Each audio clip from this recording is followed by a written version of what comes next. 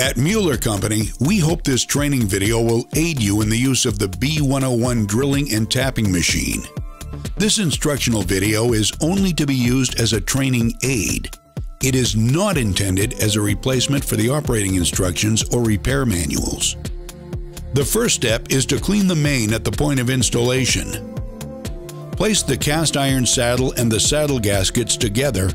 Now, set the saddle on the main. Then, place the small saddle gasket in the recess on the top of the cast iron saddle. Now, take the lower section of the machine and set it on the top of the saddle. On the side of the machine is a lever to operate the flop valve. Start with it locked in the open position. Now, turn the machine so that the chain hooks face the sides of the main. Do the same thing on the other side and tighten the chain nuts until they're just snug. Wrap the chain around the pipe, hooking one link vertically and one link horizontally to minimize stress on the chain fork. The weld on the end link should face upward. Do the same thing on the other side and tighten the chain nuts until they're just snug. Do not tighten chain hook nuts after starting to drill, as it will throw the machine out of alignment.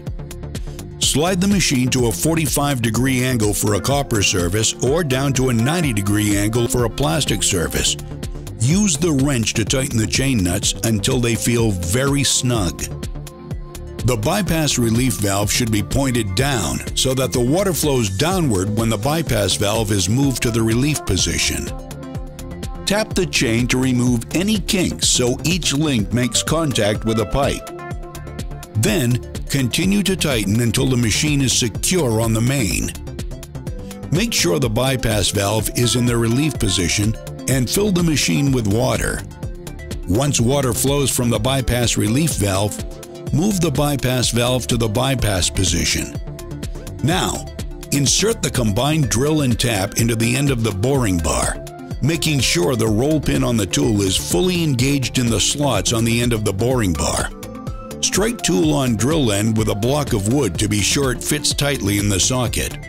Tighten the retaining screw and apply Mueller cutting grease to the combined drill and tap, covering both the drill portion and the threaded portion of the tool, so the chips are less likely to collect and bind the tap, which could cause breakage.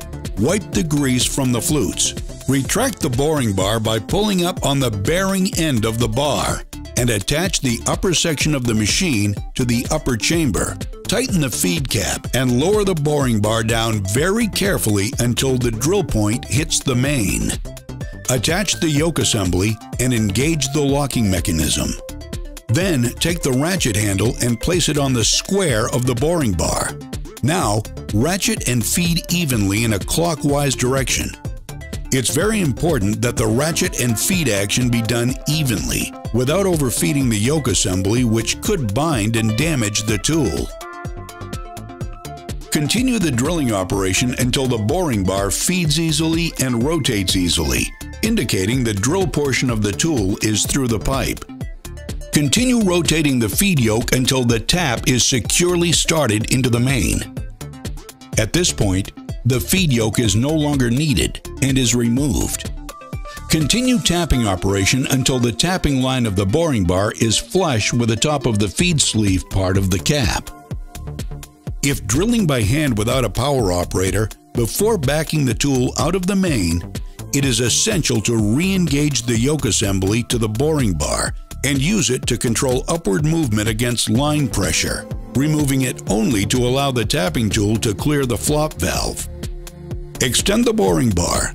With the boring bar in its uppermost position, close the flop valve and then pull the bypass valve to relieve pressure.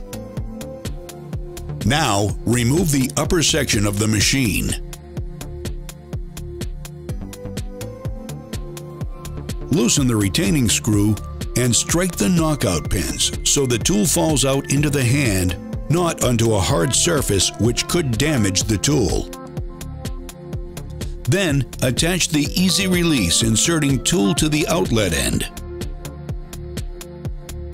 Insert this assembly into the end of the boring bar, making sure the roll pin is fully engaged by the slots in the end of the boring bar, and tighten the retaining screw. Apply non-hardening pipe sealant or Teflon tape to the inlet threads of the corporation valve. Be sure to close the corporation stop before inserting. Attach the upper section of the machine to the lower section and tighten the feet cap. Push the bypass relief valve to the bypass position so the flop valve will open easily. Open the flop valve and lock it in the open position. Place the ratchet handle on the square of the boring bar so it will turn clockwise. Push down on the ratchet handle until the yoke assembly can be engaged over the thrust collar. Then run the corporation valve down to the top of the main. Now begin to ratchet, inserting the corporation valve into the main. Once the corporation valve threads have caught in the main, flip the yoke assembly out of the way and continue to insert the valve into the main. At this point, pull the bypass relief valve to the relief position, which will expel all the water pressure in the upper portion of this machine and will show if the corporation valve is in the main securely. If water continues to leak, continue to ratchet until the corporation valve is tight in the main. Now, turn the ratchet handle to the reverse position. Give it a bump and separate the inserting tool. You can now remove the ratchet handle. Using the wrench, remove the chain. Then, remove the lower section of the machine and the saddle. Use the easy release screw plug wrench to remove the lower cap. The service line can now be connected. This concludes this training video on the B101 drilling and tapping machine, one of a continuing series of training and instructional videos from Mueller Company.